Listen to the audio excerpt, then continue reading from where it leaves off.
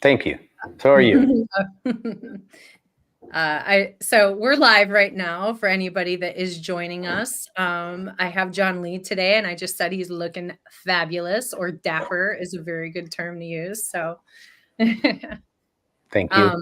we're really excited to have you today. And so I really do hope that people show up. Again, everyone's working and stuff like that. Haney construction shows up a lot and he throws in some funny things, but it's a good opportunity for people to ask questions. And so I'll kind of be looking over here at the chat to see if anybody is, bringing any questions to the table. And then, I might stop and answer some of those questions. I'll put them up on the screen too. Awesome. All right, let's get to it. Okay. Welcome back to another episode of the We Love Deck Builders podcast, where we bring on industry leaders to help you as deck builders and contractors grow your business and improve your marketing strategies. I'm your host, April Edwards, and today I'm thrilled to have John Lea, the founder and president of DeckSouth, joining us. John has over 25 years in the industry and more than 2,000 backyard projects completed. John has built DeckSouth into a leader in outdoor living design. So today we're going to dive into his journey and how DeckSouth has maintained its customer-focused approach and what other deck builders can learn from his success. John, thank you so much for being on the podcast today. April, thank you. I'm pumped. Thanks for having me. And again, if anybody's listening and they don't see the video, John's looking pretty good, man. He's got a good setup here. He's super pro, which is exactly what I would anticipate. Well, that's all my man Amari. He sets us up here in the showroom, so we look like we know what we're doing. Yeah, well, you're doing a good job. So let's get to it. John, you've been running DeckSouth for over 25 years now. Can you share how you got started in the industry and what inspired you to focus on building outdoor living spaces? Yeah, well, right off the bat, good question. So I started at 98. I'd like to say that it was some kind of burning bush and there was start deck. It was more along the lines of survival, to be quite honest with you. I got out of school, realized that the degree I got wasn't going to take me where I wanted to go. So I bounced around, did punch out for a builder, pulled wire, built some decks, did this, that, and the other. I was always doing that growing up. So I kind of gravitated towards that. And when I realized that I could make money at building decks, that's when DeckSouth idea was born. That was early 98, and then I think we incorporated in August of 98. It was, the name was, what do we do, where are we at, and let's go. So that's really where it started. Awesome. And I just got to say, we've got Advantage Lumber, Lumber New York. Advantage Lumber New York said that we're both looking good. So I need some awesome. That's good. Thanks guys. Keep feeding us the compliments. We need it. Yes. Awesome. Yes, so you've built a reputation for being customer focused. What are some of the key ways you've managed to keep the customer at the center of everything that you do? And how do you recommend that other deck builders adopt a similar approach? So, yeah, I don't know if my answer is the right one. I know for me, early on, it was simply failure is not an option, and do what's right by the client.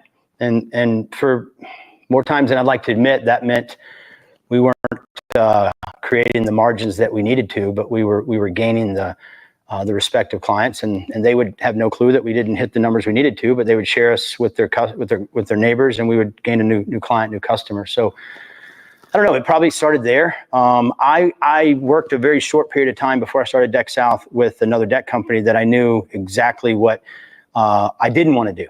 And when I saw the writing on the wall that they were going out of business, I bailed, and I think it was 5 months later they went out of business. So I kind of had a taste of, I know what I don't want to do, and that helped. It's morphed over the years, right? It's changed how we service our clients to keep them first and foremost in focus. It really, for us now today, all these years later, and really was then, but today for sure, is communication. We try to heavily communicate, because I tell my team all the time, I kid about it. This is our 26th year, and in all those years, I've never heard a client go, you know what, John, you guys you over communicated. You really just kind of need to back up a little bit and don't tell us so much about what's going on, right? So never in all those years did I hear that. Heard the opposite sometimes, right? So it became real apparent to us early on that we needed to over communicate. And so, no matter what the relationship is starting out with a client, they're still having strangers in their backyard. And that's uncomfortable for everyone. So I think setting expectations where they need to be early and continuously doing that every day at least helps us let them know that their happiness is at the top of our list. Yeah. We've got, I've got stuff to say. Well, let me do this and then we'll go to the question here. But I mean, there really is something about taking the hit in order to have longevity in your business in terms of your margins. And I think that, that's something to talk about. It's not a place to stay, but I do think that it's that trial and error that comes with refining your craft from all these different levels that are outside of just building the deck, right? Did we set the right expectations? Did we explain things right? Did we think about all the things that could go wrong beforehand? Yeah, 100%. I mean, you can equate it to everything, right? Really, in life. As you're talking, I'm sitting here thinking about, 12U baseball team that we have practice tonight, and the lessons that we strike out. We learn the lesson. We leave the event behind, right? In business, it's the same thing. We learn the lesson, but we don't have to carry that with us, right? And so the worst thing we can do is go through it, not learn a lesson, and then what's the definition of insanity? Doing the same thing over and over again and expecting a different result. So yeah, we'd like to think that we've learned that lesson. And it's like I said to you before the podcast, I don't know if I can tell anyone what to do, but I can certainly tell them what not to do. Being at the party for 26 years, you learn a lot about what not to do. The potholes and the speed bumps and the things like that. So we hope we've learned from those. And I think we have. And there'll be more challenges in front of us. And we just course correct and keep going. Yeah, there's some sort of like Facebook meme or whatever where the guy is he's fixing a jet or something like that, and he just hits it one time. And have you seen this? And the screw goes in and it fixes it, and everyone's like, so I just paid $10,000 for that. And the whole idea is like, yeah, but it took me 20 years to learn that, Right. You didn't pay that money for that 10 seconds. You paid for the 24 years to understand how to do that in 10 seconds. Mm-hmm. Yeah, I didn't see that one, but I saw something very similar. I love that. Mm-hmm. And I always say, keep moving forward. So I want to just connect with you on that level for a second, really where I'm coming from when I say that. So I'm a regular columnist in the Deck Specialist magazine. And at the end of all of my columns, I say, keep moving forward. Part of our mission at Deck Builder Marketers is, our whole core focus is to empower potential, build success, and enrich lives. And part of us even being able to do that is to keep moving forward and learn from our mistakes. So you have kids, right? Mm-hmm. You have 4. 2 boys, or you have 4 boys? 4. I have 1 boy and 3 girls. Oh my gosh. Okay. Whew. Okay. So, you probably have watched a lot of Disney movies, and have you ever watched Meet the Robinsons? It might be before your kids' times. I don't know. Have you seen it? Yes, I have. It's one of my favorite movies, and it actually guides a lot of what we do here as a business. And I feel like you can relate. So the scenes where he's talking about making mistakes and learning from it, and how everybody's celebrating those mistakes, because that is, you can't put a price on that, and I think that it really, like, being in the business for a while and having gone through those experiences just makes you, so much better at your craft. Yeah. I said this recently, one thing I learned years ago, and we've had the opportunity of going through some interesting stuff, right? Like, I look back and, there was the Y2K, there was the recession in 09, 08, 2010. Obviously there's 2020, all that stuff. So we've seen the ups and downs in different times of our business. And I've always felt like the smartest thing we could do is build what we've got and what we do on the valleys and not the peaks, so that the peaks are just that much sweeter. And so, yeah, you celebrate the victories, but you also, strange ways, celebrate the losses, because sometimes we can learn more from the setbacks than we do from the successes if we're not careful. And so, keep your head down in victory, keep your chin up in defeat, and so fall forward, keep moving, all that stuff that we can say cliche-ish stuff, but they truly do resonate, and they mean a lot. Mm-hmm. Yeah, I think people are always looking for a silver bullet, and they want to, it's all about the like the tortoise and the hare analogy too. Like the small steps actually make bigger leaps than trying to rush it type of thing. So, Yeah. Advantage Lumber New York said, "What's your process in directing your customers' decision-making process with all the different options with materials and framing and decking?" Yeah, great question. I see us most days as consultants as much as we are contractors. When we stand in front of a client, I try my best to be as impartial as possible and educate based on what feedback they're giving me. And I think we do that as a team anytime we're out in someone's backyard or they're here at the showroom. So, we let them lead that. It might sound strange, but the idea of filling a niche, people go, oh, well, sales and whatever is finding a need. And people are like, well, a $250,000 backyard is not a need. Well, no, it absolutely is a need. Whether it's a $25,000 backyard, a $2,500 set of stairs, or a $250, it's a need. And so when we listen to them and hear what they're trying to accomplish, then I think we can say, well, and the smart ones do ask, what would you do if it were your house, right? And if they don't, then that's one thing I lead with is, hey, here's what I would do. Hearing what you have to say, if this were my home, here's what I would do. Here's what I would use. You do with that what you will, and we can go from there. So I try to inform, I guess you could say, maybe even use the word educate, and then go from there. Yeah, being as helpful as possible. So the key takeaway for anybody that's just joining is, be a consultant first and be helpful and solve the problem. I love how you said it is a need. I mean, it is. Yeah, it is. And April, the thing is it's an emotional need too. So, again, people say there's no way that kind of money is an emotional buy. I'd be the first one to raise my hand and say I absolutely 100% disagree. That's why we're so big on the design side of things. When we design things in a realistic manner and show it to them exactly the way it's going to look, you get an emotional buy in, and then there's a way in which they figure out how to pay for it. It's the car syndrome. It's new car syndrome. It's why the sales guy hands you the keys and tells you to drive around the parking lot so you can connect with it. You can smell the leather. You can feel the steering wheel. You can open up the sunroof and, whatever. And next thing you know, you're like, take my money. Where do I sign? Mm-hmm. And so, it certainly is not you don't want to, and I don't know what other word to use. You don't want it to be manipulative at all, because it's not. It simply is, okay, let's show you what you're describing you want to do back here.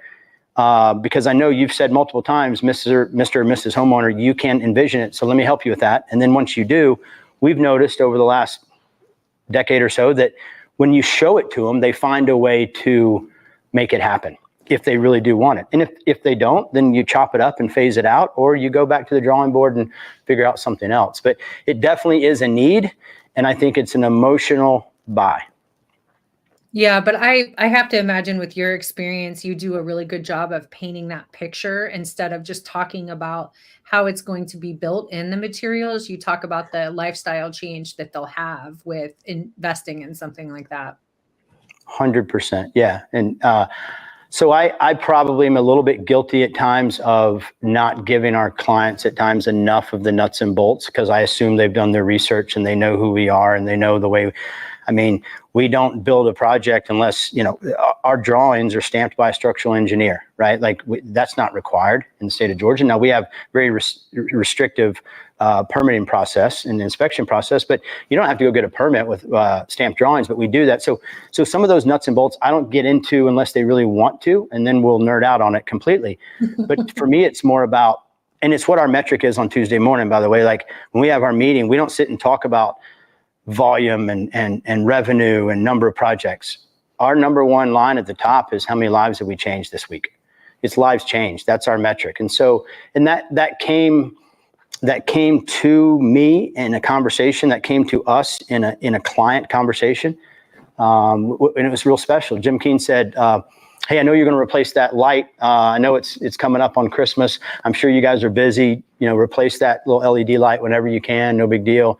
And I was like, we'll get to it, Jim. We are busy. Thank you. But, it's not like we're out here saving lives. And he stopped me and said, hey, maybe you're not, but you do change lives. And let me tell you what I mean. And he goes into the whole story. And so it like a light bulb went off for me. And I thought, gosh, when they say, and as outdoor living professionals, and there's so many good ones in this country and in North America and all around the world, we understand very well what the comment, hey, you built my happy place. I mean, so many people have heard that, right? And I heard it and I didn't really know what, like, okay, makes them happy, whatever, right? Whatever. And I'm not even sure they knew what they were saying. They just knew that when they got in that space, life changed. It's scaled out right. It feels right. The sunlight, the fresh air, the patterns are right. Everything, the texture's right. Things just make sense. And so that checked a box for me, right? At that time, I was, I was 17 years into it, I think, at that time. And so it was kind of a deeper why. Like, it didn't change the time the alarm went off. It didn't change me rolling out of bed at stupid clock in the morning. It didn't change any of the stuff that you did, but it just got a deeper why of why we do this, right? Like, and so that was an interesting time for us to realize and hear that from a client, and so we kind of shifted a little bit in what we do. So, or at least the way maybe not so much what we do, but the way we think about it. Wow, super powerful. I think that there's so many good takeaways there, and the reason why you do things, because we can grind and maybe it didn't change the way that you did things, but I bet it empowers you to keep going, because I think if you don't have a deeper why, you're going to reach burnout at some point. Absolutely. I mean, so we all know it. We can get into a relationship with a client that can turn stressful real quick based on a selection, based on an inspection, based on the weather, based on something that we can't control. And instead of getting wrapped around the axle and letting that affect us, we stay real clear about the fact that, hey, we know that when we get to the finish line, we're going to get that smile ear to ear. We're going to get that client saying, hey, you did change my life. We live in this backyard differently. We exist in our home differently. And so I can sit here and bore you with the story after story of clients where during the build, late in the game, right? It's fourth quarter. I mean, we've been there for a while. It's time to really, it's like, John, love you a long time, but get out of our backyard kind of thing, right? They're at that place. We get it. And, a little bit of stress. I remember one where the breaker was tripped. No fault of our own. They had someone in their basement. She couldn't hit the garage door and get her car in. She came around back and just unloaded on my guys. And I was down around where we were building the pool, and I came up and we started talking a little bit. And it was a few weeks later. So we'd finished a few days later. A few weeks later, I came back to just do kind of a how are you walk through kind of stuff. She had one of her friends there. You would think it was a different person. She just went on and on about how it was the best thing, and we changed her life. We helped her make decisions that she just couldn't. And you're sitting there like, I wish I had this on video, and I wish I could share. It was just one of those moments and so you're reminded that if we can get through those stressful moments of the project, on the end, on the other side, they're going to come back around and say, oh, by the way, I love this. And I think part of it is because their brother, their sister, their cousin, their neighbor, their best friend, whoever showed up and went, oh my gosh, this is unbelievable. And they're like, yeah, it is unbelievable. Yeah, it is. And they take pride in it because they've been in it. They've been in the trenches watching it happen for days, weeks, months, right? And so it's almost kind of one of those, they have to step back and get a dose of reality a little bit. And I don't mean that in a negative way, in a very positive way. Like they go, okay, yeah, this is, and so they don't all go like that. Some stay positive all the way through it, but there are some. So yes, it does allow us to get refocused when things get a little stressful and remember the task at hand. Yeah. Yeah, I mean, they're involved in the nitty gritty instead of just enjoying the outcome of everything. And somebody else walks in and all they see is the end result. It's like the difference between edited social media photo versus seeing behind the scenes, right? Well, it's kind of like I mean, you've all had friends or whatever that go through a transformation, whether it's, they lose weight or they do this or they do that, and they don't quite notice it enough because they see themselves every day. And then you see, you're like, man, you've added whatever. I'm like, really, you think so? I'm like, are you kidding me? Of course. So I think it's one of those that you're so, what's that saying? So close to the tree, you can't see the forest, right? You're right there in the middle of it. And when you step back, then all of a sudden it becomes a little clearer. Yeah. Well, John, I'd actually like to step back a little bit because I feel like we're getting into the nitty gritty too much. And I think it's important for everybody to really understand your journey and kind of where you started and where you are now. Sure. How has your approach to, I'll just say your secret sauce or your style of decks changed over the years, and where do you think you are now in comparison to the beginning? So I was thinking this morning, I was thinking, April might ask, how did it start? What was all that looking like? And I was reminded when I started DeckSouth, I had no clients, and our North Point Mall, our local mall, was having a 4-day, Thursday, Friday, Saturday, Sunday, home and garden home show. So you basically could set up, a little 3x5 table, and you could pitch your business in the middle of the, you've got the store and the store, and in the middle where the benches are, you can set it up there. And I couldn't really afford like the full blown home and garden, and didn't have a whole lot to base it on. So I paid the little bit of money that it took, and I sat there for 4 days, and that's how I gained my first 3 clients. From those 3, I gained the next 2, and then it was from there. And the very first job we did was a resurface job. I still remember the neighborhood, still remember the client. It was $19,132, and I thought I had hit the jackpot. It was a, honey, we're eating Outback tonight kind of thing, right? So, yeah, so it started there. My first, if you could call it an employee, was a fireman, 2 on 3 off kind of thing. So Scott would work with me a few days and then be gone for several days, and that lasted for several months. And then I hired my first real employee, Marcelino Rincon, and he's still with me today. He's still with us today, and he's a special man. And his son George was, I don't know, 5, I think, at the time. And George is a big part of our business now today after all those years. So it started, I guess I could say humbly, 1 deck at a time. We're just, back then, a custom deck was taking KDAT decking, running it on a 45, using screws, and routing out a 1x4 with a Roman Oji bit and putting it on the edge and calling it a custom deck, right? Maybe there was a herringbone pattern in the rail or something like that, but that was about as custom as it got. And where we are today with the different frame materials, decking, railing, all of it, right? So it started there. Right before the recession, we had 2 locations in our own lumberyard. We were bringing in a container of E-Pay every 10 days. We were moving through a tractor trailer load of PT every 6 days. We were running 12 crews. We were blowing and going. And it was good because we would stock stainless steel screws. We would stock Ironwood's E-Pay. We were the Georgia distributor for Correct Deck at the time. We had things going on that you couldn't find at normal lumber yards, and so it helped us. And we had 2 locations on each side of the city. And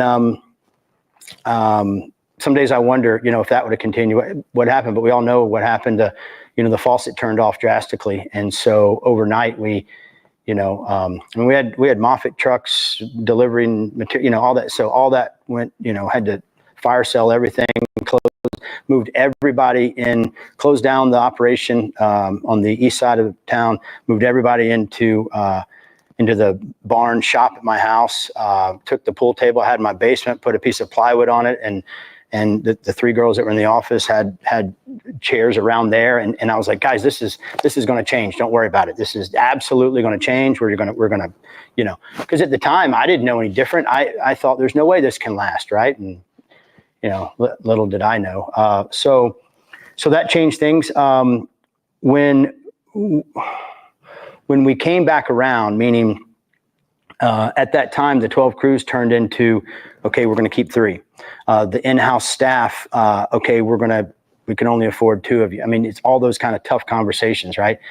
And so as things started to change, 210, 211, 212, I said, okay, I have no desire to be a lumberyard. It's a different animal. My passion is designing and building things for homeowners. Let's stay in our lane. Let's be good at what we're good at. And so we would build for clients. We would build for contractors. We'd have other contractors, pool guys, whatever, call us in to do cabanas and bathrooms and all that stuff for them. And we appreciated it all. But what happened was we started to be just one facet of a bigger build, and we were competing for backyard space. Hey, can you move your Bobcat and trailer? We got material. No, I can't get over there for 3 days. You know, we have to work around it. And, so, and then, some finger pointing where, hey, I thought they were going to do drainage. No, we're not. He's doing drainage and all this. And so I realized if we could go ahead and own the backyard, I think we could offer our client a better experience. And so got real serious about that. We started Pool South a handful of years ago. So we go into the backyard now with a whole completely different, the company is DeckSouth, and what we like to believe and what we say and what we do truly believe is the deck is the hub of the backyard. You come out of the house, you've got a deck. It tiers down to a patio, maybe a kitchen, a pool. It's got a porch over here. There's a wall back there. All the things are based around the deck. And for us in Atlanta, Georgia, with 88, 89% of the homes having walkout basements, there's always a deck 10 feet above the basement door. Right. So maybe a little different in other parts of the country where it's a 3-foot deck, So our projects always have the opportunity of building living space below because you've got a walkout basement. So, since 1999, we've been building elevated decks that are watertight. And so we approach it maybe a little bit different. Don't know if it's better. Don't know if it's worse. It's just our way of approaching it. We go in and we offer our client a full-blown package. We don't say you've got to take care of this. We don't say you got to take care of that. We take care of it from soup to nuts, from the design, from the permit, to the complete build, to the cleanup, to here's your backyard. So we feel like that allows them to go focus on what they're good at, lets us focus on what we're good at, and we can provide something that we feel like is kind of special. So it's changed, it's evolved certainly a lot over the years, but that's where we are now compared to where we were then. So, how interesting. You were trying to expand your service offering, probably from a need of making production and stuff easier for you. COVID hit, the lumberyard kind of went out of the door, and then you decided, okay, what are we going to do now? And you said you stayed in your lane and you focused on, from just to kind of piggyback off of something you said earlier, what you really enjoyed. So I would say that you have been able to focus in more to create even a better experience that's more connected. And then, so tell me how you feel that has changed for your customers, and then maybe you personally or the company as a whole in terms of just really owning that whole backyard. Yeah. So everything you said was right, except it wasn't COVID. It was the 2009 recession. Oh, okay. That killed the lumberyard, that killed the second location, that we had to really start to refocus. So since about 2011, several years now, we've really been able to kind of lean into, okay, what are we really good at? What do we want to do? How can we service the client better? My goal somewhere around 2012, 2013 was keep our revenue where it's at, because we can manage that revenue, but let's do that with half the customers. So let's offer more and not have to be moving all over the city, rinse and repeat, rinse and repeat. There's plenty of guys that love the rinse and repeat model, and I have nothing bad to say about it. For us, it was just, we knew that there were more things to be done in the backyard that we were quite honestly good at, that we could help the client with. And so, I'm sorry, I forgot your question. No, I think you're answering it great. It sounds, I was just kind of getting at whether it was more creatively fulfilling for you too, from the company standpoint. Yeah. And again, I don't want to sound disrespectful to the clients that we had years ago, or to anyone that might not need that creative side of things, because I don't want to come across that way. But Tammy at the office, who's been with us 15 years, she would kid and say, that job doesn't get you excited. That gets you, and so the team around me understand like that's the stuff that when clients go, I've been told it can't be done. There's nothing better to hear, because I'm like, oh, really? Okay, cool. Hold my beer, right? Even if I got a water in my hand. And so that happens. I mean, one of our best projects that happened to, win a bunch of awards, whatever, was one that the homeowner said, I've been told by 6 pool builders that a pool can't be built here. Okay. I was told that I can't have posts 27 feet apart with this deck cantilevering over that wall. All right, cool. And then that's exactly what we did, right? Now we had to find the right client that, hey, it's going to take a lot.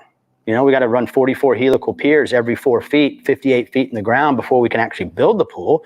So you got to have a client that's willing to go all in on what it's going to take to actually build what's in their mind or what they want to do, kind of thing. So it's the partnership between the right client and we feel like being the right contractor for them. So yeah, the creative side, I have some people around me that are much more talented than I am. I am not a process guy. I'm definitely the visionary of the company, right? As we were talking about earlier, jump off the building first, pack the parachute second, kind of thing. For me, being creative kind of bleeds through everything that we do. And I've got some really good people around me that have helped me put a process to that.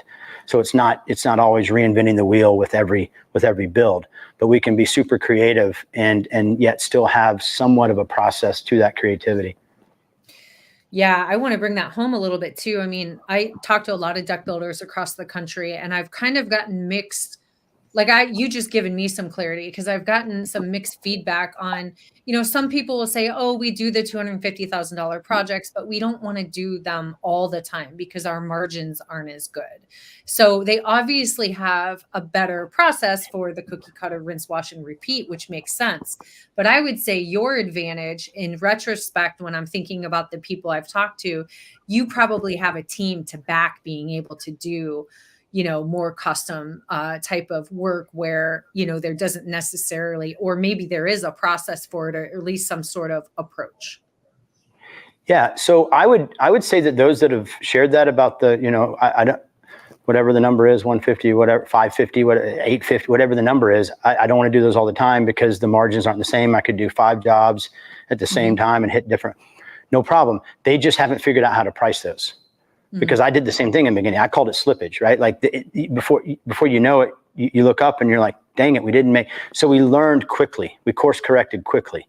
And so I knew that if we were going to do it, we simply had to stick to our guns. And this is the price to build this. Oh, that's too expensive. No problem. You know where to find us, and then you walk away, and then some come back and some don't. But you don't take the job, because what happens in the beginning for all of us is we look at that number at the bottom. And we're like, oh my gosh, I can make money. Oh, I mean, look at that. Like are you kidding me? Yeah. I can. And we get our eyes get big, right? And it's happened to us all. I remember back in the day, I had an estimating sheet that I'd write on, and this is long before the 2008 recession, but I would, as I'm adding it up on the old timey calculator, and it's got the tape coming out. Most people don't, I would find myself looking at the total and going, oh crap, they're not going to spend that. How do I know they're not going to spend that? Like, I'm already assuming that the client's not going to spend something. And the next thing you know, the last 4 or 5 items, I'm not hitting with the same mark. And I'll be the first one to tell you, I was dead wrong with that in the early 2000s. That got me to a place that I had to learn real quick. That's not what you do. So anyway, as the jobs got bigger, which really our first 6-figure job wasn't until it was $106,000, and it was the end of 2013, January 2014, right there, end of 2013, early 2014. So it's not as if we've been building these 6-figure jobs forever, but we've been building them for a while. So we've been able to cut our teeth, learn the mistakes, course correct. And so for us, yes, it's making sure the margins are where they need to be. I also find for us, April, that it has a tendency of locating the right clients, right? So the ones that know that, hey, this is going to cost that. And if I want this built, then this is what the price is. Mm-hmm. We just got a thumbs up on that, by the way. So I think the microphone just dropped. But my microphone dropped? No. No, I'm just saying that was gold. Yeah. With you. Yeah. Sorry. And Like, I mean, I think there's probably more to it as well, which is, I don't know if you're still doing sales. Are you doing sales for the company still, or? Yeah, I do. I mean, I get back into it. Others do sales as well. David's our lead sales guy, David Jernick. But yeah, I still, I've got a team. Lamar does some, Biani does front facing stuff. Tammy dips in it a little bit. I mean, everybody's got their hands in it a little bit. Mm-hmm. And I feel like we can divide and conquer, and we can cover more ground. The idea of just having a bunch of sales guys that are girls that are just doing that is not necessarily our approach. We kind of approach it as a team. So there's not anything singular that just comes through here and all of a sudden it's like, oh, we've got a contract. I knew nothing about that. Everything that comes through, we all have our eyes on it at some level. Thankfully, I can kind of step back when I want to and just kind of watch it take place, or I can get in and add some value if that's needed. And so that's where we're at. Well, yeah, man, thank you. What I was going to get at is, so I still do sales, and I'm always telling my team, I need ammunition. And I think that happens after you've been in the business for a while. You can justify why your price is, because you know what works and you have the case studies, to back it. So making sure that you're set up for success and however you need to be is going to give you the confidence to be able to price the way that you need to. Yeah, I think that's the crux of our industry, right? I don't think that there's enough guys and girls that actually value themselves and their service well enough. I think that our outdoor living space is in its incubation period, and it's been a little bit forgotten about until the last handful of years. I think the interior remodeling guys and girls have done a really good job leaning into the design build, finding the right clients, being able to perform what needs to be performed at the right price, at the right margin to stay in business, create a good business, create a good project, be around tomorrow and 10 years later. So I think that that's something that we all collectively can do. Is start to value our time and effort more and more. And I know those around here get tired of hearing me say it, but I feel like we're going to look up here one day and our country as a whole is going to forget how to build anything, and we're going to be in trouble if we don't get real serious about bringing that next generation into the trades. And so that's but that's a whole nother topic of conversation. But I do hope collectively we can start to, hold hands around the campfire, sing Kumbaya, and I'll take more value in what we do. For us, it's the design side of things. Forever, I heard this, oh, nobody's going to pay for a design. No, nobody. No. Okay, cool. All right. Again, watch, right? Like when you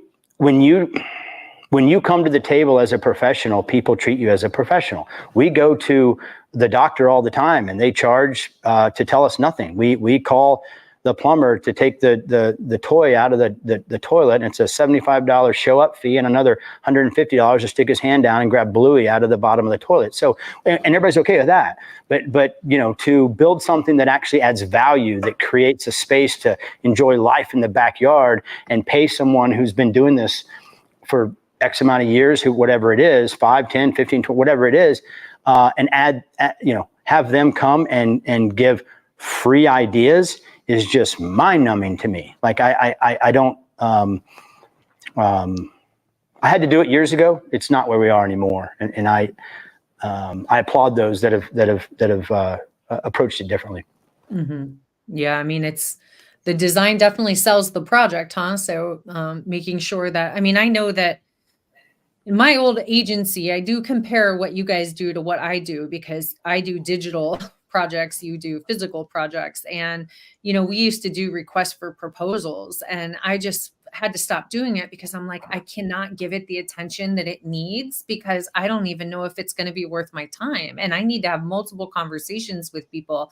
I need to understand what their end goal is. And then I need to meet with my team and we need to like figure all these things out. I can't just, do something like that for free in hopes that they like me so that I actually get the work. Yeah, I mean, the RFPs are kind of like, that's a dead dog, right? Like you're just chasing your tail for the request for proposal. But, one of the things that another light bulb moment for me was I had a client a handful of years ago say, hey, John, I just wanted you to know when I got that invoice for the design, I chuckled. And this was, he was like, months ago, when I got that invoice, I chuckled and the project was done. I said, why? He goes, I would have paid you $10,000 for that design. I'm like, where's my phone? Can I get that on? Can you say that into? And he goes, no, he goes, I love my wife, Michelle. You saved me 20, 25 hours of conversation explaining what we're doing. Every time she said, hey, what's John? Look at his design. Hey, what color? Look at the design. Which way is the decking? Look at his design. Where did the stairs hit the look at the design. When the patio comes around to the basement door, look at his design. He's like, John, here's the design. Here's the build. It's the exact same thing. And so it showed me the user experience for the first time. Like the design side for us was showing the client what we can do, but hearing it from the other side of the table and the amount of stress that was lowered because there was no guesswork, that was another light bulb moment for me. And so it doesn't mean that we won't engage in conversation and talk to those that don't want to pay for a design. We're happy to do that. But the days of just quoting things and have nothing to quote, so you want this, that, and the other, okay, I'm just putting words on a document, handing it to you, and you're supposed to, in your mind, put it all together. Mm-hmm. It makes me laugh thinking that I used to do that, all these years ago. I don't even know how we got it done back then. But, so anyway, it's, again, not to say that it's the only way, not to say that it is the way you have to do it. It's just the way we choose to do it. Mm-hmm. And I think it just reinforces selling the experience and the outcome of it versus the logistics of the nails and, the boards and everything. Well, you just said something important, April, the experience, right? Mm-hmm. So I'll equate it again to buying a car. Our goal is to, you can name whatever car you want, whether it's a Mercedes-Benz AMG versus a Toyota RAV4, like I've got my daughter. Like, that's a car that'll get her back and forth to school. You're not going to have an experience in that car. You go get in a Mercedes-Benz AMG, you go and get your oil change. There's an experience, and I'm not saying everybody's got to do that, but what we provide our clients, what we hope to provide, what we hope and do hear them say is that it was a good experience.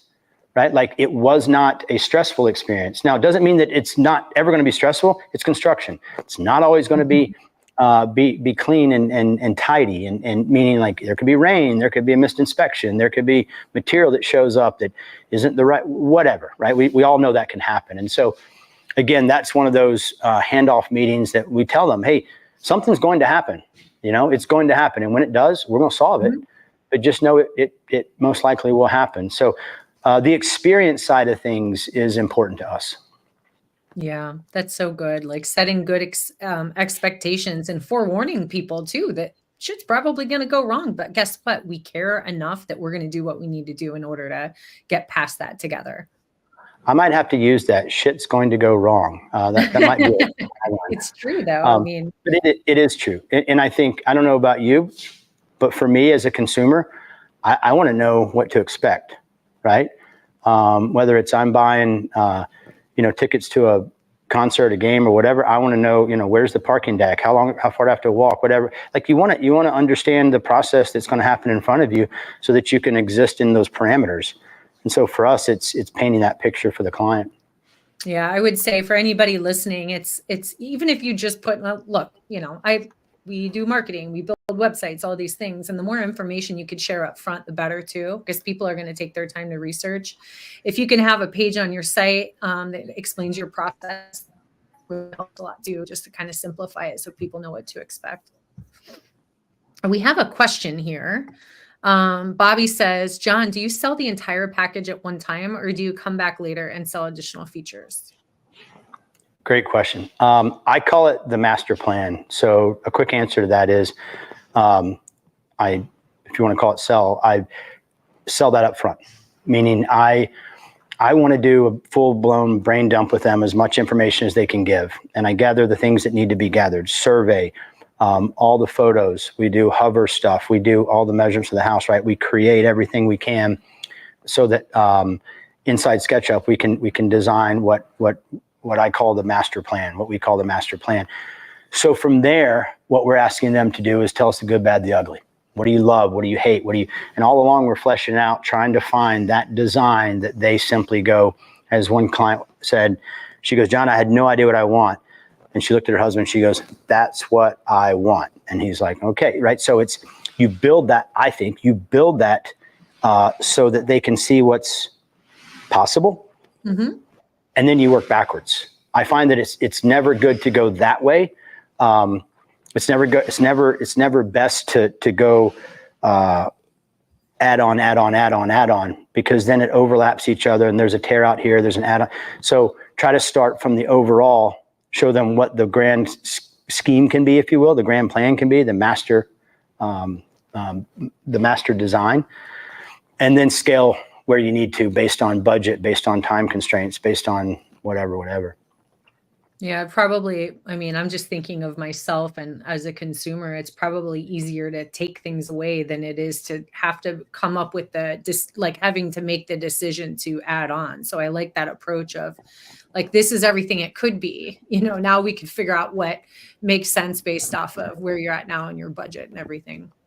Well, one of the things I've always been personally, like, I don't want a client to go, John, I had no idea that was possible.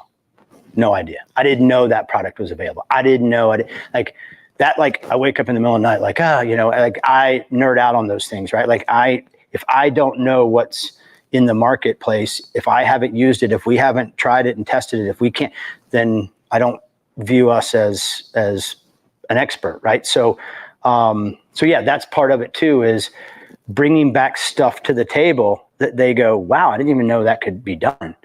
Yes, it can be. Now, here's what it's going to take for us to do that.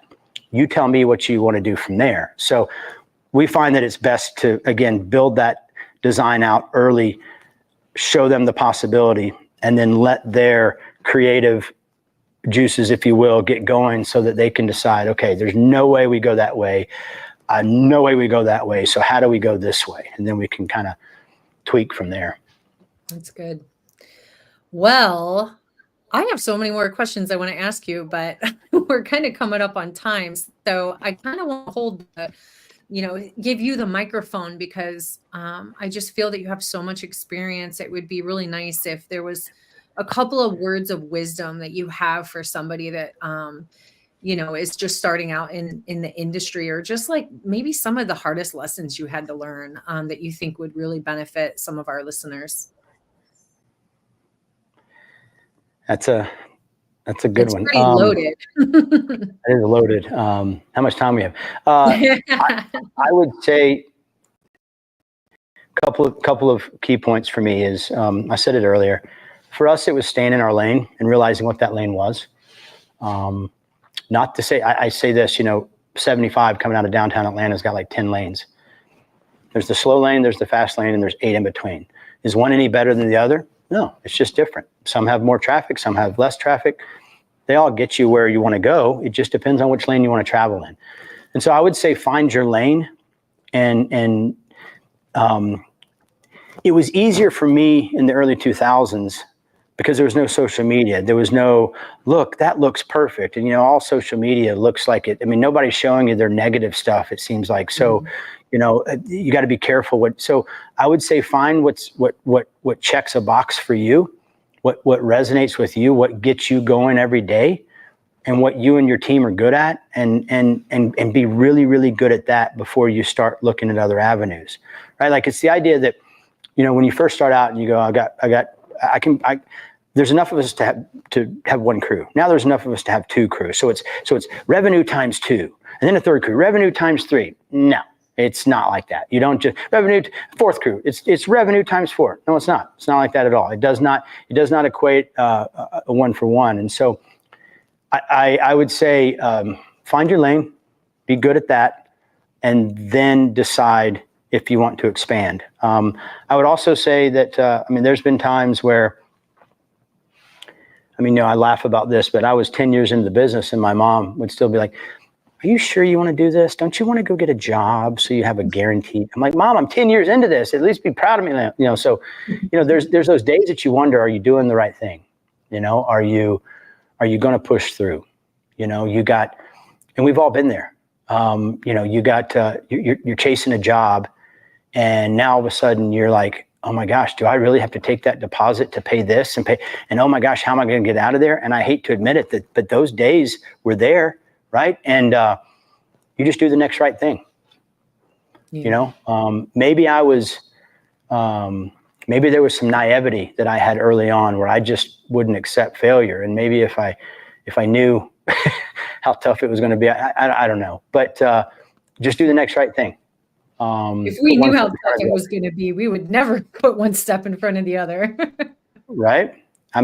Yeah. If you had any clue what you're going to have to go through so again, it. There's a naivety we had early in the beginning, right? You just go. And so I think for those that are starting out today, I think social media could help, but I think it could hurt too, because then you see something that is glossed over and all this, and you think, oh, I want to do, and it's like, man, how do you even know that's really what's going on, right? And so I'd say just focus on you, focus on your clients, focus on the ones that keep calling you back. Why are they calling you back? What are you, when I say call you back, I don't mean like for warranty calls. Why are people hiring you? Right. And here's another one. Ask them, why'd you hire me?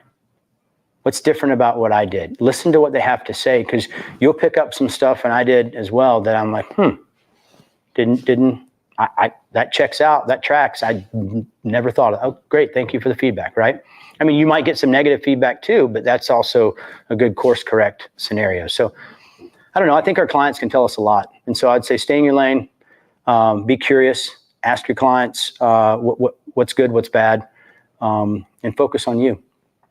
I'm loving that. What a simple thing. I think that once you sell the job, you're just like, okay, you could relax a little bit, but asking them, that's brilliant. So simple. Thank you. I'm going to listen to that myself. But I also think something that's an underlying theme with what you've said is your positioning. There's a certain approach that you take, and there's a secret sauce that you have to your business. And maybe that wasn't something that you were intentional about in the beginning, but there was a pivotal moment where you did decide, I'm going to stay in my lane and this is what I'm going to focus on. And I think a lot of builders don't do that. They try and do everything and maybe aren't, just focusing on a signature style that they have or a certain type of project they want to do. And I just want to challenge everybody to slow down and at least give yourself some space to really figure out what that is for you. Yep. I think I think as entrepreneurs, we've got to screw loose anyway. Right? There's something that just doesn't, there's a hole in the screen door somewhere, right? For those of us that kind of jump on that and push forward, you got to be a little bit nuts to do some of the things that entrepreneurship actually requires. So in saying that, you also got to be careful to not follow the next flashy thing, right? Again, stay disciplined to what you're good at. Then look to scale in other ways if that's what you truly want to do. But you get a client that's like, oh, I want to build this, that, and the other. Next thing you know, you got a contractor going, oh, we do that. Has no idea how to do any of it, but thinks, I can go sub this out and sub that. Next thing you know, they lose their shorts and they're finding a new place to live. And those are the horror stories. Just stay where you're at and be really, really good at that. And that's cool. That's great. That's perfect. That's awesome. Right. Mm-hmm. And then decide what you want to do. Well, I would love anybody listening, and if you check this out later and you're on social media following the live feed, which it'll still be on the Facebook page, YouTube page, and Instagram afterward, please add a comment and let's hear what your lane is. And I really hope that you've inspired people to do that. And I would love to share those comments with everybody, because I think your story, as I knew, was going to be really inspirational. And I'm sitting here with a million other questions I want to ask you. Is there anything you want to leave the listeners with? Podcast 2, right? Next, Yes. I'll do it again, right? So yeah, for those that want to check us out, we're on Instagram. I appreciate anybody that follows us.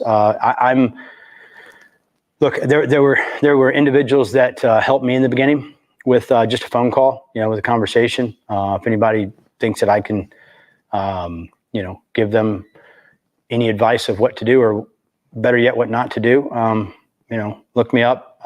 We'll have a conversation. But I'm passionate about outdoor living. I love those guys and girls that do what we do. I think that collectively we can continue to change lives.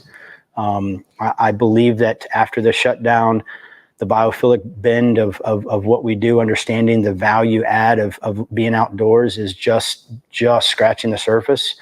I'm going to be talking about it at the Deck Expo with my good boy Rob Hodachak, our lead designer, as well as Joe Raboyne, who is the VP of design at Oldcastle. So check us out Tuesday at 3:00 if you're in Dallas at the Deck Expo.